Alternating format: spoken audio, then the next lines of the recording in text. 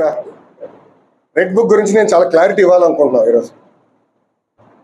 నా ప్రతి స్పీచ్ చూడండి, ఎవరైతే చట్టాలు ఉల్లంఘించి కార్యకర్తల్ని ప్రజల్ని ఇబ్బంది పెట్టారో వాళ్ళని నేను వదిలిపెట్టాను అని స్పష్టంగా హామీ ఇచ్చాను.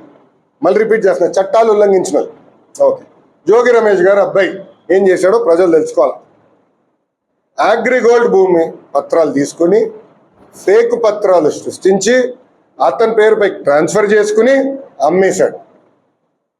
అగ్రిగోల్డ్ బాధితులు చాలా మంది ఇప్పటికీ ఇబ్బంది పడుతున్నారు. వాళ్ళకి రావాల్సిన డబ్బులు ఇంకా చాలా ఉన్నాయి. అగ్రిగోల్డ్ భూముల పైన ఫేక్ పత్రాలు సృష్టించి అమ్మేశాడు, డబ్బులు సంపాదించాడు. అంటే యాక్షన్ తీసుకోకూడదా? తెలుగుదేశం, జనసేన, భారతీయ జనతా పార్టీ ప్రభుత్వం రేపు లిక్కర్లో కూడా యాక్షన్ తీసుకుంటాం, ఇసుక దండాల్లో కూడా యాక్షన్ తీసుకుంటాం. అంటే అడ్డగోలుగా ప్రజల భూమి దోచేసినా మేమేం పట్టించుకోకూడదా? నేను ఆనాడు హామీ ఇచ్చా, ఊరూరు మాట్లాడా ఎర్ర బుక్ గురించి. ప్రజలకి నేను హామీ ఇచ్చా, ఎవరైతే చట్టాన్ని ఉల్లంఘించారో వాళ్ళని నేను వదిలిపెట్టే ప్రసక్తే ఉండదు అని నేను ఊరూరు మాట్లాడాను స్వామి. ఎర్ర బుక్ పట్టుకుని తిరిగా చూపించా ప్రజలకి. అందుకే ప్రజలు మాకు అంత అద్భుతమైన మ్యాండేట్ ఇచ్చారు.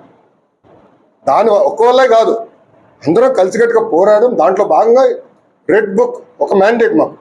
నేను ఊరూరు చూపించా రెడ్ బుక్. నేను ప్రతి పబ్లిక్ మీటింగ్లో చూపించా. ప్రజల నిన్న ప్రతి నియోజకవర్గంలో మేము గెలిచాం. సో ప్రజలు మాకు అంత క్లియర్ మ్యాండేట్ ఇచ్చారు. సో ప్రజలు కూడా చాలా క్లియర్గా ఉన్నారు. ఎవరైతే తప్పు చేశారో వాళ్ళని వదిలిపెట్టొద్దని క్లియర్గా చెప్తున్నారు. అది అమలు చేస్తాం.